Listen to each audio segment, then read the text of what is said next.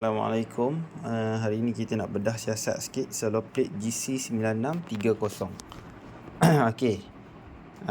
Ni pada wire solar plate lah masuk. So yang biru ni adalah neutral. Okey, neutral ni dia akan looping ke sini.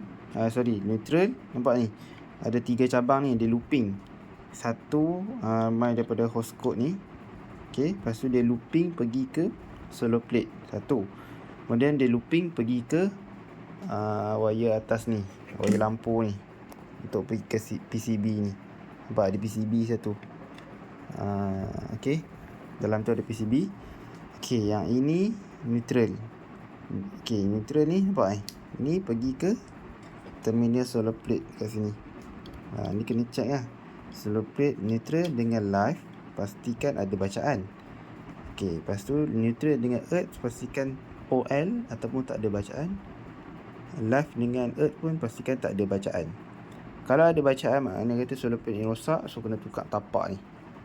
Okey, aku nak mention kan dekat sini ni, wire putih ni, dia looping juga ke daripada neutral ni. So dia looping daripada neutral ni, dia turun ke bawah. Aku tak tahu dia turun ke bawah ni, aku tak tahu dia pergi mana.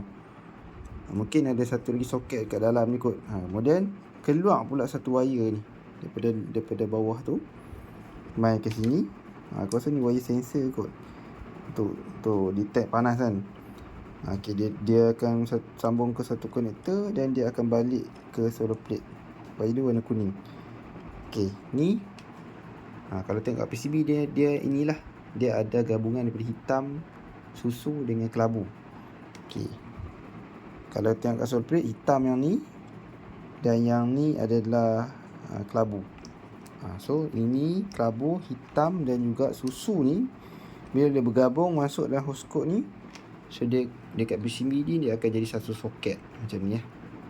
So kena check juga soket ni. Kadang-kadang soket ni rosak, PCB akan jadi gila. Dia akan jadi blinking 3 warna tu. Dia blinking selang-seli 1 2 3 1 2 3 1 2 3. Okey, kalau dia blinking serentak 3 tu, itu simptom lain pula. Dia tak sama. Okey, lepas tu kita tengok pada live pula. Okey, ni host code. Okey, live ni warna koko, nampak warna koko ni. Ni warna koko koko terang. So dia sambung ke konektor, dia akan terus direct lah pergi sambung ke solar plate live. Dia simple je yang live ni. Live ni simple je. Okey, yang complicated ni yang dekat neutral ni lah, complicated sikit. Lepas tu nak tukar plate ni, nanti pastikan wire putih ni kedudukan dia kena check balik lah macam mana kan. Takut dalam tu ada sensor. Ataupun pastikan hampa beli solar plate tu ada wire putih ni lah. Kalau tak ada wire putih ni, pisang juga, tak boleh berfungsi lah. Ni wire sensor ni penting . Okey, aku rasa itu saja kot untuk bab solar plate ni. Jadi satu nak buka ni nak buka ni kena hati-hati lah. Dia buka 2 skru ni kat bawah, 1 skru kat sini. Lepas tu dia tak ada dah skru, dia terus penutup ni. Okey, ni apa, congkeh daripada hujung ni. Congkeh sikit pakai test pen, pak. Nanti dia boleh terbuka terus.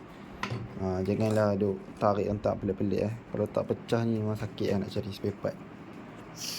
Okey, aku rasa itu je bab solar plate.